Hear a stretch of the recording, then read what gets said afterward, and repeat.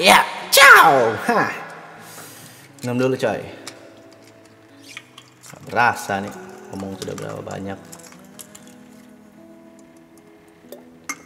Nah, kita sudah membahas tentang agnostik ateis, agnostik deis, lalu ada apatis atau agnostik pragmatis. Di part terakhir ini saya akan membahas tentang agnostik kuat dan agnostik lemah. Kalau dalam bahasa Inggrisnya agnostik strong dan agnostik weak gitu ya. Nah, kalau dalam Wikipedia sendiri, agnostik kuat ini juga disebut sebagai agnostik yang keras, tertutup, ketat, dan permanen. Sedangkan agnostik yang lemah ini bisa juga disebut dengan agnostik yang lunak, terbuka, empiris, atau agnostik duniawi. Ada dua tanda kutip, agnostik permanen dan agnostik duniawi. Jadi makin banyak nih istilah-istilahnya nih.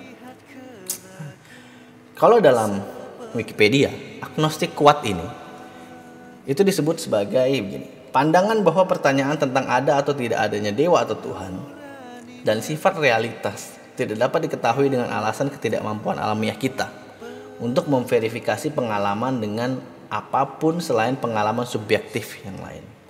Seorang penganut agnostik kuat akan mengatakan, saya tidak bisa tahu apakah dewa itu ada atau tidak. Begitu juga kamu.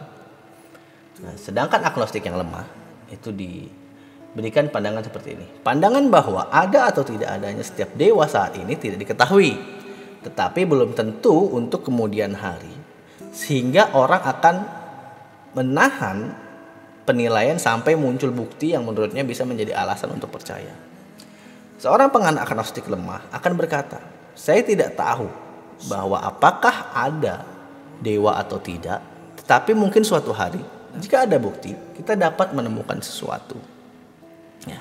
Nah, saat kita membahas agnostik ateis, membahas tentang agnostik deis, atau membahas tentang apatis, sekali lagi saya tidak menjelaskan secara teoritisnya, tapi saya menjelaskan tentang bagaimana sih manusia-manusia ini, gitu ya. Bagaimana sih orang yang memegang paham ini, gitu ya.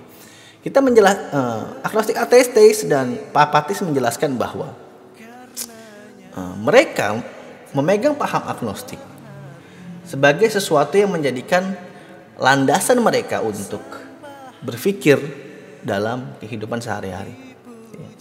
Nah, dalam agnostik kuat dan agnostik lemah, ini lebih menjelaskan pengambilan sikapnya. Lebih menjelaskan tentang pengambilan sikapnya. Kalau agnostik ateis, dia selain berbicara tentang fakta-fakta yang ada, dia akan berbicara tentang kerealan dia, tentang tidak percaya soal Tuhan. Sedangkan agnostik deis, dia berbicara soal Tuhan itu ada dan dia itu pasti punya sesuatu rencana yang di luar jangkauan kita, dan dia itu mengatur semua alam semesta. Dan agnostik apatis lebih ke berbicara soal jawaban-jawaban ilmu pengetahuan yang tidak sesuai dengan sikap-sikap manusia yang merasa bahwa agama itu adalah pencetus utama untuk memberikan kebenaran di muka bumi ini, gitu ya. Jadi semuanya berbicara tentang ciri khas yang konkret, gitu ya. Ciri khas yang memang dia itu percaya Tuhan atau enggak sih, gitu ya. Atau dia ini punya pandangan Tuhan itu seperti apa sih, gitu ya. Jadi lebih ke prinsip-prinsip teori dalam ilmu pengetahuan dan logika dia sebagai agnostik. Nah, yang pertama, agnostik kuat itu disebut keras, tertutup, ketat, dan permanen.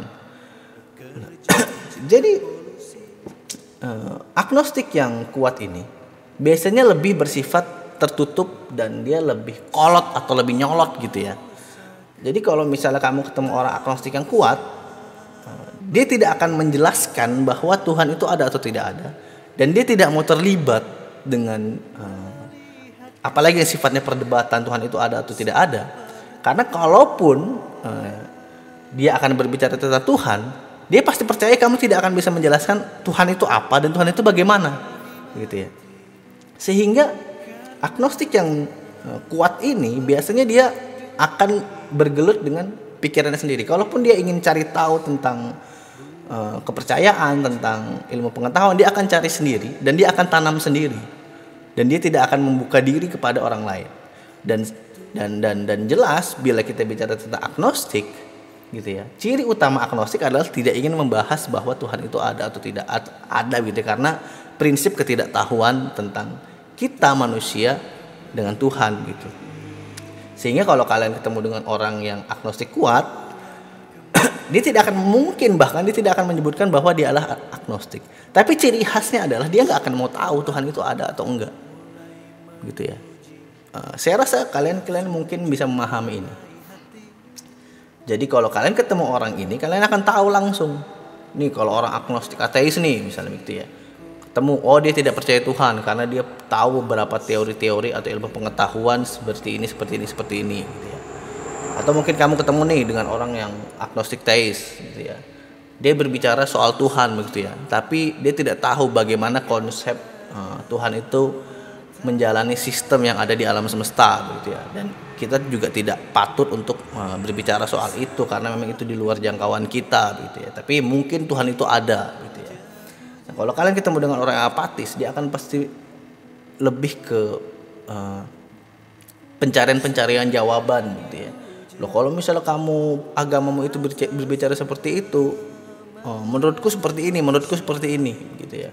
Harusnya tidak ada seperti ini, harus seperti ada, karena menurutnya ini nih, menurut ilmuwan ini begini, kalau menurut ahli ini begini gitu ya. Dia lebih ke apatis gitu ya. Nah, sedangkan agnostik yang kuat, dia pasti akan berbicara lagi, sudahlah nggak usah bahas lah gitu ya, bahasanya. Kalau lagian kamu nggak ada Tuhan aja ibadah masih bolong-bolong, sudah nggak usah kita bahas. Lebih seperti itu. Nah, sedangkan agnostik yang lemah atau yang lunak, terbuka, ya dia lebih terbuka aja begitu ya. Tapi terbukanya iya enggak begitu ya. Kan sering ya kalian kalau misalnya ngobrol sama orang, oh iya bener tuh bro, bener tuh memang bener. Tapi ya aku sih percaya sama yang aku percayai aja gitu ya. Dan mending kalau dia ngomong kayak gitu ya. Gimana kalau dia itu ngomongnya cuman iya tapi enggak gitu ya kan.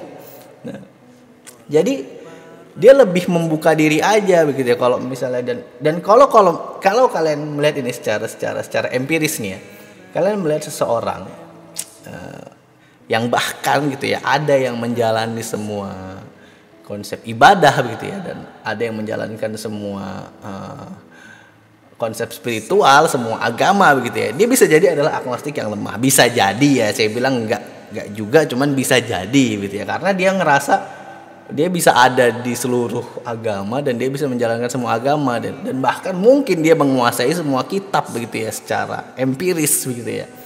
Dan tapi saat dia ditanya Tuhan itu ada atau enggak, dia akan berbicara seperti ya nanti ajalah lihat, yang penting aku jalanin aja nih ibadahmu. Kalau kamu agama A, aku jalanin ibadah agama A.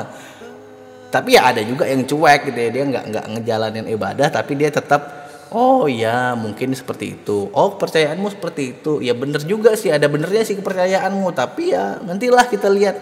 Jadi dia lebih ke mungkin bisa juga mirip-mirip karakternya sama orang deis ya. Saya tidak bicara agnostik deis, tapi saya bicara tentang yang real deis ya.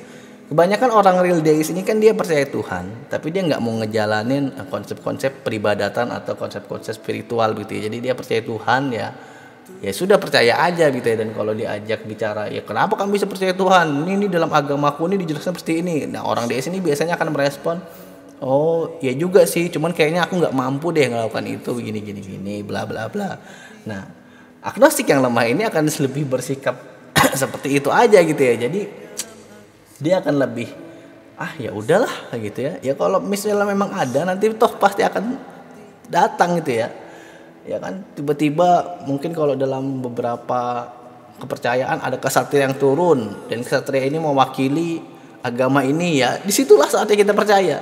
Jadi dia kayak lebih mengedepankan kenaturalan atau kealamiahan ia dalam hidup tanpa melibatkan dirinya dengan agama atau kepercayaan tertentu. Nah, jadi saya harap ini cukup menjelaskan berbagai macam karakter jenis agnostik yang dijelaskan oleh Wikipedia kepada kalian, sehingga Ini memberikan pandangan bahwa kalian agnostik itu pun punya karakter yang berbeda-beda dan jenis yang berbeda-beda. Itu kenapa juga saya akhirnya membaginya menjadi dua aja, udah agnostik humanis dan agnostik agamis. Karena saya tinggal di Indonesia gitu ya. Saya belum ngerasain tinggal di luar negeri, bertemu dengan banyak orang lagi di luar negeri yang punya berbagai macam kepercayaan, ideologi dan paham gitu ya. Di Indonesia pun tuh banyak ya, kalau kalian ketemu dengan orang-orang yang terlibat dalam budayanya secara mendalam, kalian akan menemukan juga tuh karakter-karakter orang yang berbudaya itu berbeda-beda gitu ya, dan macam-macam gitu ya. Seperti saya yang menjelaskan tentang Illuminati gitu ya, ternyata ada di Indonesia orang-orangnya yang menjalankan sekte itu. Semesta, terus orang satanik yang ternyata nggak seperti dengan apa yang ditampilkan dalam film-film atau cerita-cerita gitu ya, yang dia menjalankan filosofi iblis sebagai bagaimana dia menerapkan kemanusiaan, bahwa manusia itu tidak harus merusak seperti apa yang dikatakan iblis begitu ya. Jadi ada berbagai macam karakternya, dan yang saya sarankan hanyalah jangan berhenti mencari. Jangan berhenti mencari tahu, jangan berhenti belajar, jangan berhenti berbicara, bertanya gitu ya, dan memberikan jawaban apa yang kamu tahu, sehingga itu nanti yang akan membentuk karaktermu sendiri gitu ya.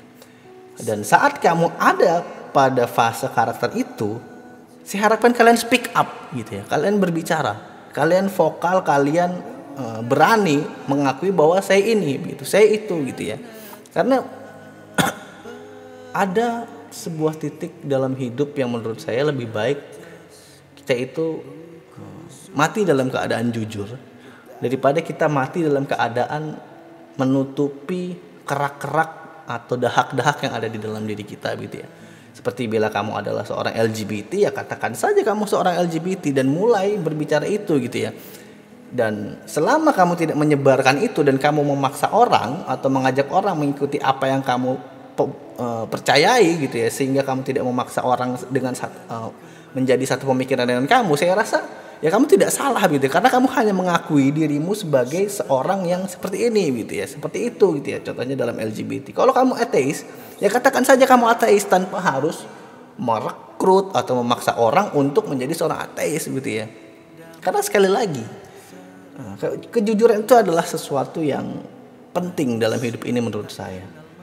Dan mengenai tentang apa yang terjadi setelah mati, ya itu tanggung jawab kita masing-masing gitu kan. Itu kenapa saya bilang jangan berhenti belajar, jangan berhenti mencari tahu, karena di situ kamu akan memahami dunia ini itu seperti apa dan apa yang kamu harus lakukan dalam dunia ini. Sedikit sering pengalaman, berapa bulan ini saya juga sudah menjalani perubahan pola berkendara gitu ya. Saya sudah fokus lebih banyak bersepeda gitu ya. Saya bekerja dengan pekerjaan yang layak, saya berwirausaha dengan wirausaha yang layak, saya bisa berkarya begitu ya. Menurut saya kalau saya mau hidup dengan prinsip hedonisme dan konsumerisme, saya bisa hidup dengan berbagai macam kehidupan yang saya mau gitu ya. Tapi saya menentang itu. Saya mencoba menjadi diri saya sendiri, jujur, dan berbicara sesuatu yang bisa memberikan kegunaan kepada orang lain. Tentunya menjadi manusia yang berguna. Itu yang harusnya kalian cari tahu dan pelajari. Ciao. Tuhan kemana?